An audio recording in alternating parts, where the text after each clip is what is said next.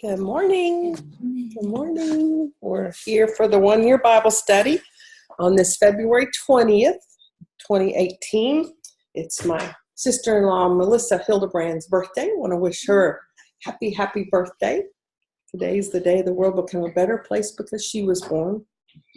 So we're continuing to read in the sacrifices, Leviticus chapters 9 and 10, as we go through. And I just want to encourage folks that if you're having trouble with this, just don't give up. Just keep reading. God honors our sacrifice when it's a pleasing aroma to Him. These are some tough readings. It's hard to really press in, but always ask God what message He has for you on this day. When I go through and I'm struggling to get something, I'll pause and I'll ask Him, Lord, I know this applies to me today, so what is it today you're wanting me to get out of these readings? And sometimes these are just really, really hard. I know I shared earlier about the Leviticus and how He has changed my life with the words, pleasing aroma to the Lord. I want every sacrifice that I make to be a pleasing aroma to Him. I have to have the right attitude to do that. So today, once again, they continue to purify themselves. They continue the offerings to the Lord. They continue the sacrifices. And I'm going to look real quick. You know, I just know it's so relevant. Then He burned, verse 10 in Leviticus 9, then He burned on the altar the fat, the kidneys, and the long lobe of the liver from the sin offering, just as the Lord had commanded, the meat and the hide, however, He burned outside the camp. I'm going to find it. Okay, and in verse 13, then they handed Him each piece of the burnt offering, including the head, and He burned them on the altar. And then once again, as we talked about yesterday, He washed the internal organs. Yesterday, very much so, God was showing me the internal cleansing were changed from the inside out. And the legs and burned them on the offering. Oh, and then the goat, I had to look up the goat. And I want to come back to that head. He burned the head on the altar. I don't want us to forget that. But I had to look up goat today. It just stuck out to me. So I did. I took time this morning to look it up. And it actually, so you'll hear them say, get your goat, or like if a team loses, they're the goat. I'm sorry. And a scapegoat. An scapegoat. But anyway, it surprised me what I found, and I looked up more than one source on it. It actually stands for the greatest of all time. It was the opposite of what I thought I was going to find. Greatest of all time. So I wanted to point that out. And then too, as I'm looking for this next thing that I'm looking for, I want to mention to you guys that as you're going through Leviticus and you're seeing the things that God required them to bring, He wanted the best of the best. He wanted the first. He wants the first fruits. He wants the firstborn. He wants the first tenth. It all belongs to Him. Really, truly, that's what this all signifies, is that everything that we have is only in our possession because He created it for us.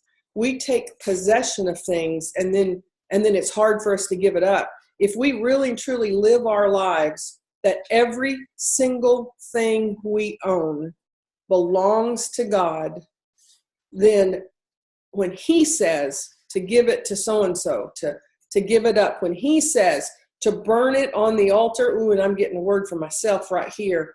I just moved and I've got a garage full of boxes of things that I don't need to keep. And oh my goodness gracious, I just got a new revelation. When He says to throw it away or burn it on the altar, it's His anyway. Oh my goodness. So anyway, if we, go and work and we get a job and we've worked hard and here's promotion number 1, and we work hard, and there's promotion number 2, and here gets raise number 3 and raise number 4. Something inside of our mind, our psyche, all of a sudden, we think that's our money. We think we've earned it. And it was never ours to begin with. Every single thing we have belongs to God. And I don't think I would have full revelation of that without reading about these sacrifices and reading what God asks of. If you really read front cover to back cover and see what he requires of us, a 10th isn't much. That leaves 90%. The first fruits isn't much. That leaves all the rest. But again, he changes us from the inside out to where we completely look at things so different. And I'm so tickled to have, people around the room that's not in their late 50s, almost 60. These young ones that are here that can hear about getting this truth that it all is his. Our kids are his.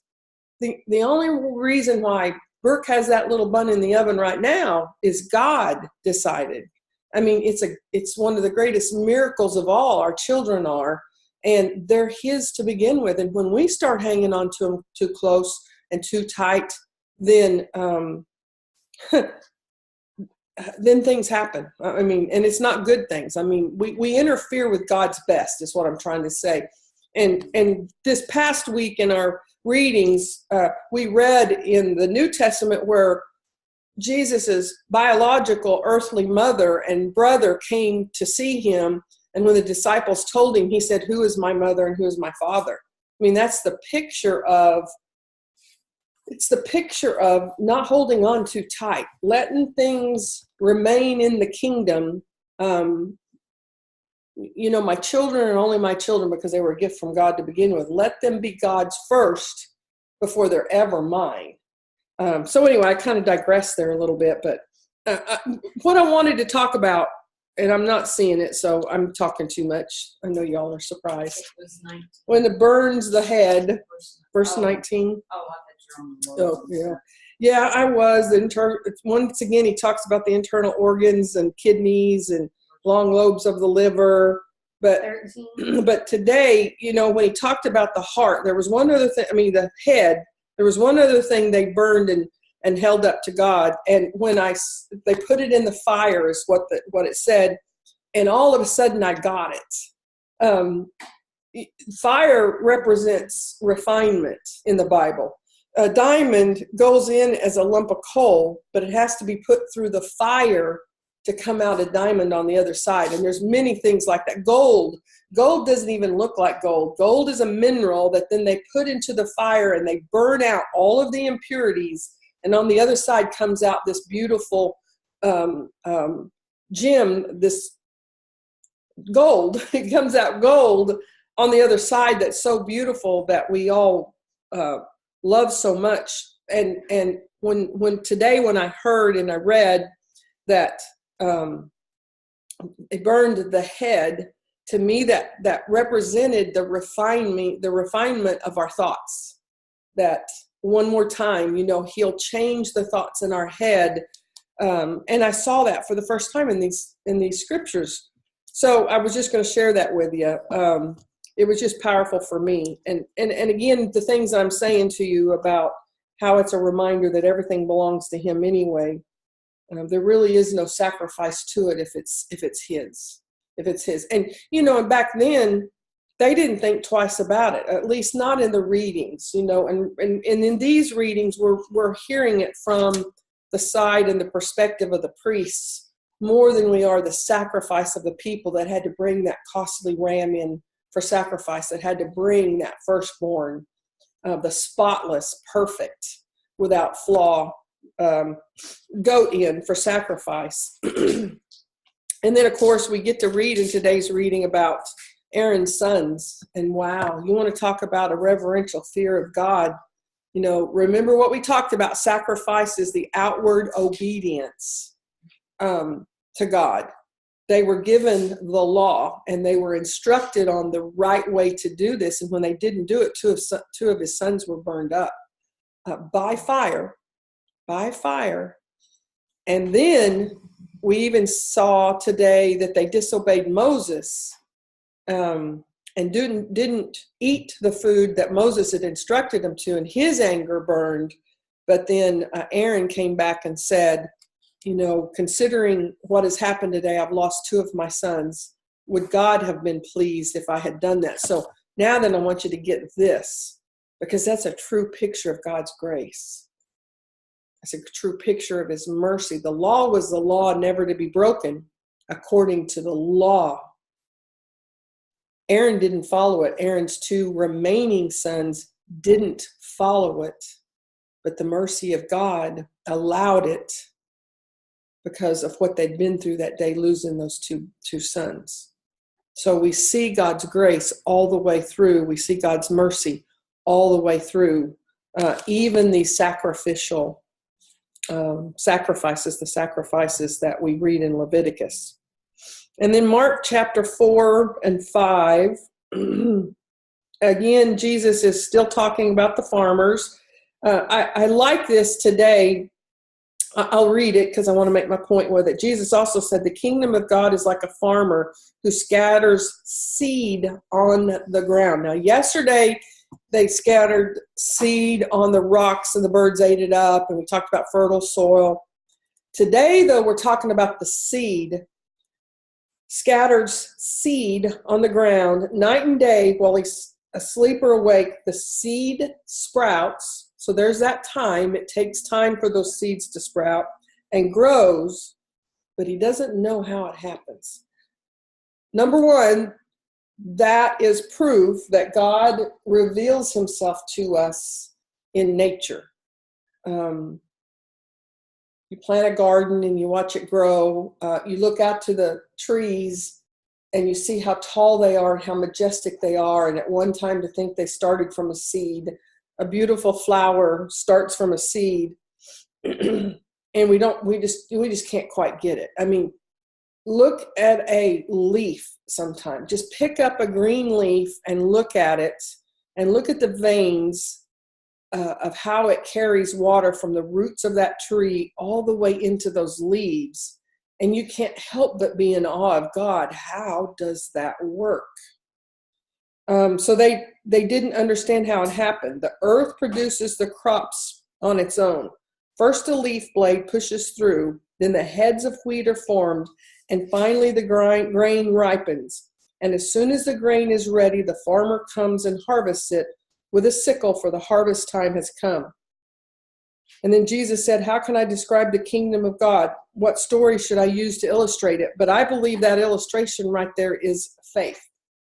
We all have the seed, every one of us. God has pre-measured how much faith each one of us is to have, and he didn't make any mistakes. It's not a lack of faith.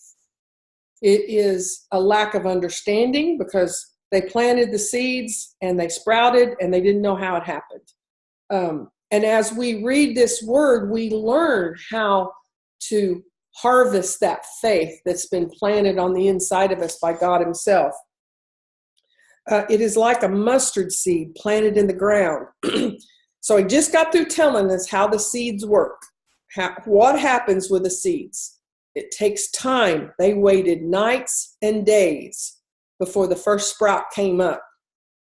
And now he's talking about a specific seed, the smallest seed, a mustard seed, a tiny, tiny seed planted in the ground. And you know that there's other verses that he tells us that if we just have the faith of a mustard seed, we can say to that mountain, be removed into the sea. No coincidence here. It is the smallest of all seeds, but it becomes the largest of all garden plants. It grows long branches and birds can make nests in it. That's just like our faith. It's just like our faith. It becomes the largest.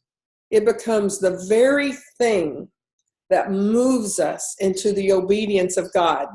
It can be start with the smallest mustard seed. And as we have our soil that's fertile, and we're doing that by reading his word, we do that when we pray, we do that when we listen to his voice, then that faith grows, and it can grow into the largest plant in all of the garden. Man, that's powerful stuff. And it tells us to just never, ever give up. Don't give up. We can't give up.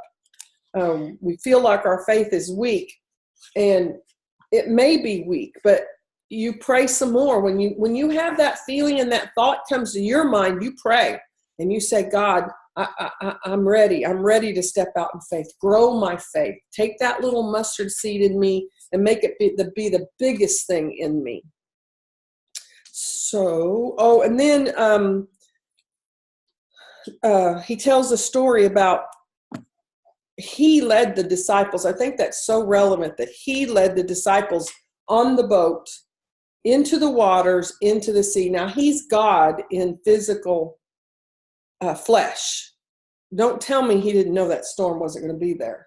And this past year, God has used this story in some people's lives that I've been very close to this last year. And it's been I'll never, ever be the same reading a story based on the last 12 months of working with this family that I just love dearly, because there's so much in this. I mean, I could talk forever, and I'm not going to this morning. But first of all, Jesus led them onto the boat into the storm. He knew the storm was going to be there. He went to sleep. Now, this translation says he actually had a cushion to put his head on. I just question that. Maybe they did. It doesn't matter what kind of a cushion back then could it have been. I mean, it was not that big fluffy pillow I laid my head on last night. That I know for sure. The boat's made out of lumber, made out of wood. It's not the great big luxury yachts and cruise ships that we have these days. It was rough. It was teeny tiny. And he leads them out to sea, and the storm comes. And what's Jesus doing? He's sleeping. He's sleeping. They actually had to come and get him. Here's the deal. There's so much to this. So much to this. First and foremost, Jesus slept in the middle of the storm. That is Sabbath rest. That is what he died to give to every one of us in the midst of the worst storm. Now remember, these disciples were fishermen. They'd been into a storm once or twice. They knew the difference in just a storm and the storm. They thought this was the storm that was going to kill them. They all thought they were going to die. They had knowledge of these kind of storms, and they come and told him that they're going to die. And then second of all, think about it from Jesus' perspective. He's sleeping, but he knows there's a storm raging. He could have calmed the sea because he knew the people he loved, his disciples, had fear. He chose not to do that. He could have dealt with the fear inside of the disciples, and he chose not to do that. He didn't interfere. He didn't interfere. It's just powerful. And as I watched a family go through some things that was beyond my imagination this past year, they used this story to recenter themselves. A crisis would happen, and one would ask the other, "Are you in the bottom of the boat?" In fact, they finally got it to a point where they just would say the word Bob, bottom of boat, because being in the bottom of the boat signified that a storm was raging, but they could sleep and they could rest and they could have perfect peace. And we can do that right now today with the worst storms raging around us, that everything seems to be wrong. We can have the peace in the bottom of the boat and sleep right through that storm. And I've watched that in ways I never dreamed possible over this past year with this family. And I'll forever be changed listening and reading this. I want more out of this story every time I read it, guys. I want more. Is it coincidence that it's in the same chapter that he talks about the mustard seed of faith that's inside of us? I don't think so. And I think those disciples' faith grew beyond the shadow of a doubt, it grew when he said, "Winds, be still," and he calmed the storm. How many times has he calmed the storm for each one of us? I mean, he already has done this dozens of times, and yet we still struggle with a lack of faith. I want it to be just the opposite. I want it to be that when I think on those times he calmed me in the middle of the storm, that my faith grows. It's just like watering it. It's just like putting fertilizer on it, that my faith for the next storm is bigger and better, and that I can get to where I can rest in the midst of any storm because I trust him so much. No matter the outcome, God is still God. That gives us the hope that all will be well because he's still God. He doesn't change. He is a loving God. He is love itself. God is love. What is there not to trust about that? One of Tom's favorite sayings that he has told me for 18 years is everything will be okay. It's going to work out. Always does. No matter what's going on, just those words, it'll work out. It always does. It's true. We're still here. We're still here. It's going to work out. And that's based on faith. In the worst of the storms, we trust God. And that's where our true struggles come from, is our inability to trust him. You know, I can say that I dislike men because men's hurt me. I can say that I dislike women because women's hurt me. All you're saying in all of that is I don't trust God. I don't trust God. It really doesn't have anything to do with the women who's hurt me. It really doesn't have anything to do with the men that's hurt me. It has to do with the fact that I don't trust God. And you have to get in here and get the truth of why things happen and what God does with things when they do happen, why God doesn't stop things from happening, to really get to the place where you can say, but God, but God, but God. I'll end up with Proverbs today. The godly are showered with blessings. The words of the wicked conceal violent intentions. We have happy memories of the godly, but the name of a wicked person rots away.